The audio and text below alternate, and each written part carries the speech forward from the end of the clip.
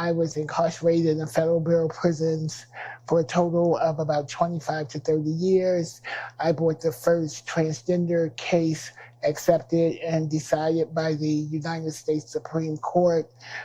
In that case, Farmer versus Brennan, the U.S. Supreme Court said that prison officials can be held liable for the sexual assault of other inmates when they knowingly place inmates at risk of danger. I entered the Bureau of Prisons as a teenager, and around when I was 20 years old, or maybe 19, I was transferred to the federal penitentiary in Terre Haute.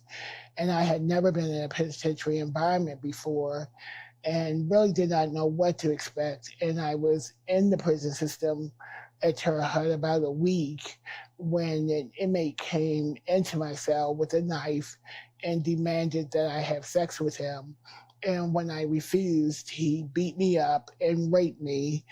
And then a number of his homeboys or, guys that he associated with, they sort of held me a hostage in the cell for a day or two. And finally, I ended up in protective custody.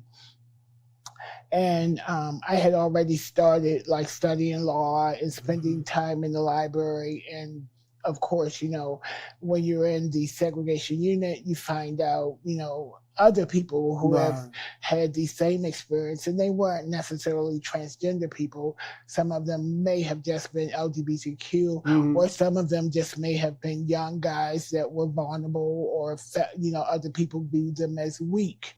And so I brought a suit claiming that when prison officials know that you are at risk of danger of assault or rape, that they can be sued for it. And the district court and the Court of Appeals did not agree with me, but the U.S. Supreme Court accepted the case. I filed the cert petition on my own, wrote it on my own, and filed it on my own, and they accepted it. And then a friend of mine who was an attorney at the ACLU National Prison Project represented me in the Supreme Court.